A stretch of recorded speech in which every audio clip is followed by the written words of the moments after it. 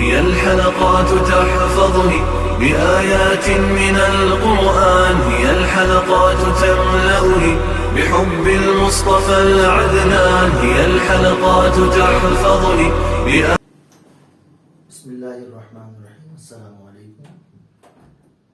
मैं हूँ उमर फारूक हनफी। उम्मीद है आप तमाम खैरियत से होंगे। आज के इस लेक्चर में बिलखुसूस हम मैथमेटिक्स के हवाले से दरस निज़ामी के वो तलबा के जो बुनियादी तौर पर आम्मा के तालिब इल्म होते हैं और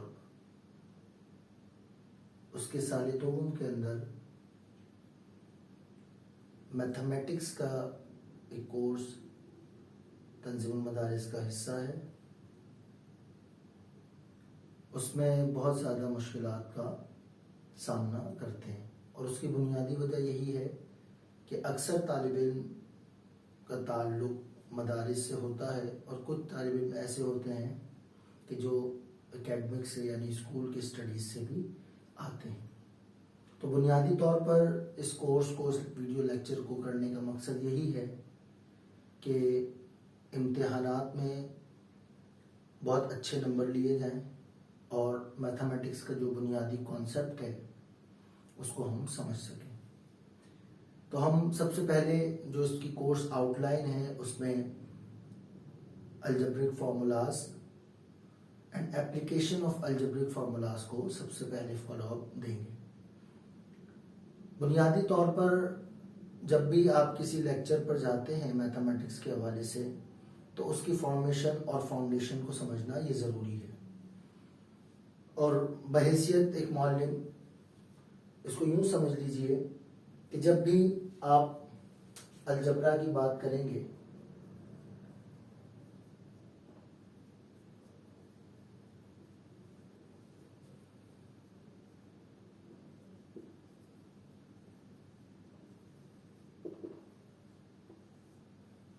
तो इसका एक कॉन्सेप्ट है जो हमें समझने की ज़रूरत होती है कि नाम से ही अलजबरा से बाज़ बच्चे घबराना शुरू हो जाते हैं कि ये अलजबरा क्या है, अब हमें समझ नहीं आएगा।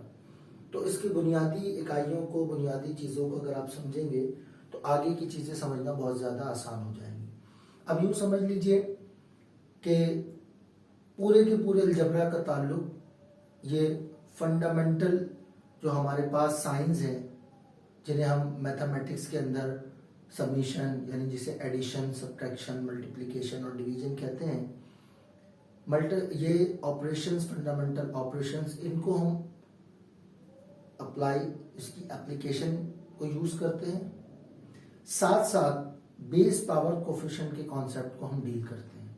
तो अब चूँकि बुनियादी तौर पर इस लेक्चर में सबसे पहले हमें ये समझना है कि ये फार्मूला जिसे हम कुलिये कहते हैं उर्दू में, ये क्या है, इसका काम क्या है, इसका फंक्शन क्या है और किस तरीके से ये फार्मूला बंद होता है, खुलता है। बच्चे बहुत ज़्यादा इसमें परेशान नज़र आते हैं कि वो ऐसी क्या चीज़ है कि भाई ये फार्मूला खोल दिया, इसको बंद कर दिया, ये चीज़ स्क्वायर बन गई।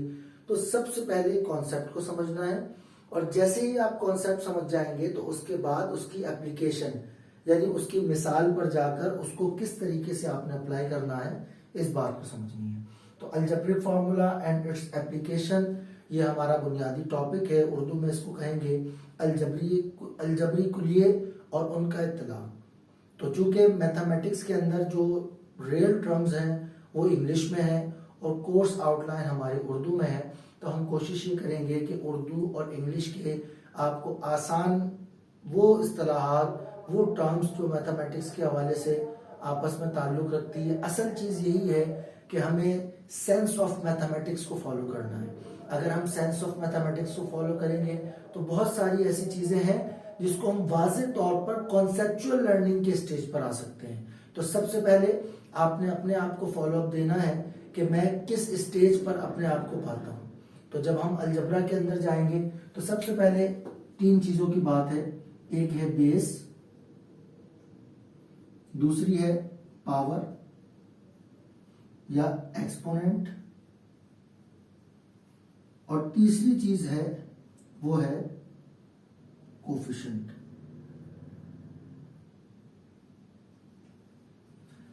अगर तालिब इल्म बुनियादी तौर पर इन तीनों चीज़ों को पढ़ ले और इसके कैलकुलेशन और इसके मेथड के तरीके को समझ ले तो फिर उसको अलजबरा में बुनियादी तौर पर कोई प्रॉब्लम नहीं होती और फर्दर वो आगे के स्टेजेस में जाएगा और जैसे जैसे वो स्टेजेस की तरफ बढ़ता चला जाएगा तो इसकी फॉर्मेशन और इसके मल्टीपल मेथड जो है वो चेंज होते चले जाएंगे, बेसिक बिल्कुल वैसे ही रहेगी।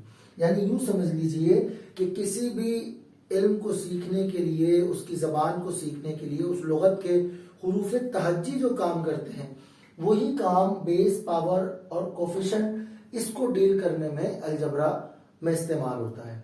यानी यूं मिसाल कह लें कि हमारा ताल्लुक बेस से भी बिल्कुल रहेगा, पावर से भी रहेगा और कोफिशिएंट से भी रहेगा और फिर हम उस फॉर्मेशन की तरफ बढ़ेंगे कि किस तरीके से क्वेश्चन, कोई बेस कहाँ चेंज हो रहा है, कैसे मल्टीप्लाई हो रहा है, कैसे प्लस हो रहा है, पावर के अंदर कहाँ तब्दीली वाक़ई हो रही है, कहाँ नहीं हो रही, कोफिशिएंट को कहाँ डील करना है, कहाँ मल्टीपल फॉर्म में लाना है। तो बेसिकली कॉन्सेप्ट यही है कि अगर आप बिल्कुल फंडामेंटल चीज़ों के अंदर जाएंगे अलजेब्रिक फार्मूलाज के अंदर तो आप इसको सीख सकते हैं। तो मैं चाहूंगा कि यहाँ पर आपको कुछ एग्जांपल्स भी देते चलूं कि बेस, पावर या एक्सपोनेंट और कोफिशिएंट ये असल में क्या चीजें हैं।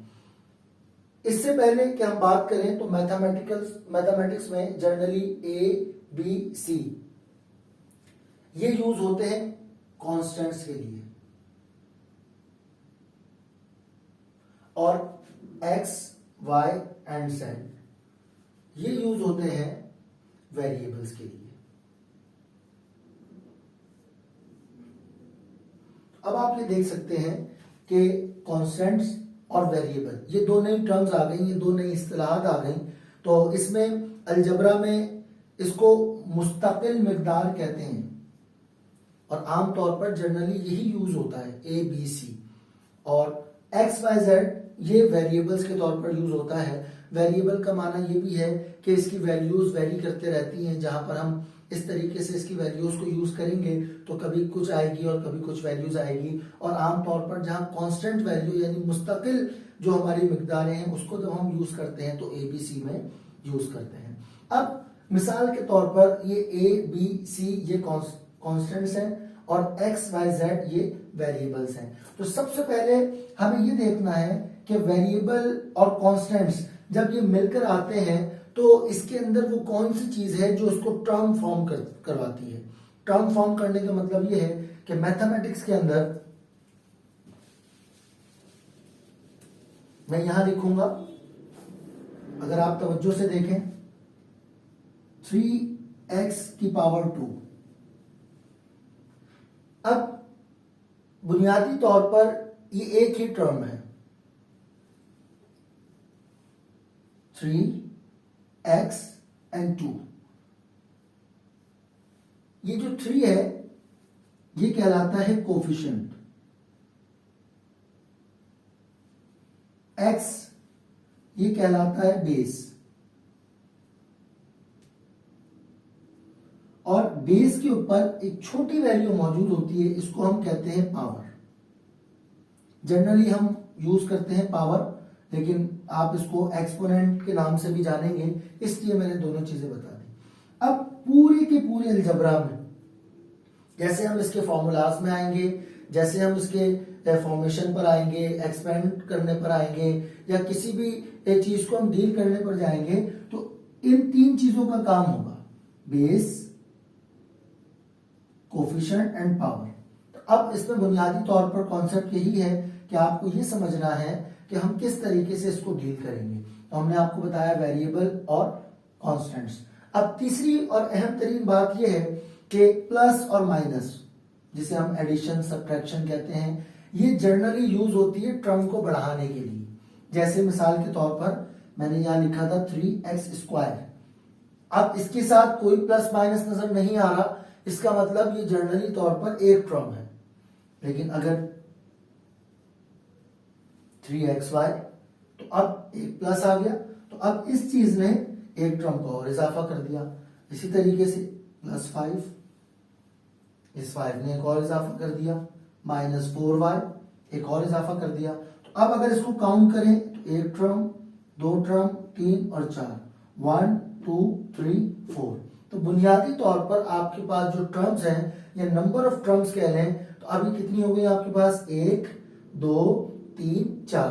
तो अब आप देख सकते हैं कि एडिशन और सब्ट्रैक्शन इससे आप नंबर ऑफ टर्म्स बढ़ती हैं।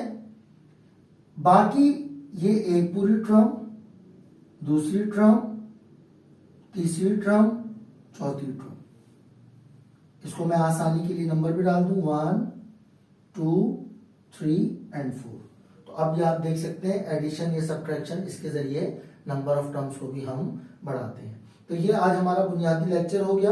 इसको मैं फिर रिकॉल करता चलूं कि आज हमारा जो टॉपिक है वो है algebraic formulas and its application, और इसको उर्दू में कहेंगे अलजबरी कुलिये और इनका इत्तलाक। आपकी दरसी किताब के अंदर पेज नंबर 59 से ये चैप्टर नंबर 1 यूनिट नंबर 1 शुरू हुआ है, जिसके अंदर बुनियादी तौर पर अलजबरा के फार्मूला को यूज किया जाता है और उसको यूज कर उसको किस तरह डील करते हैं हम इस पर बात करते हैं। तो आपने इसको यही समझना है। और हमने कहा कि जो आमतौर पर जनरली हमारे कांस्टेंट वैल्यूज हैं वो ए बी सी हैं और जो हमारे वेरिएबल होते हैं वो एक्स वाई जेड हैं। हम इसको किस तरह यूज करेंगे इंशाल्लाह नेक्स्ट लेक्चर में हम इसको डील करना, पावर किस तरीके से मल्टीप्लाई होगी तो कहाँ ऐड होगी, कब पावर सेम हो तो फिर क्या होगा, बेस सेम हो तो क्या, ये सारी टेक्निक्स और ये सारी चीजें हम नेक्स्ट लेक्चर में इंशाल्लाह कंडक्ट करेंगे। बहुत शुक्रिया। अस्सलाम वालेकुम व रहमतुल्लाह।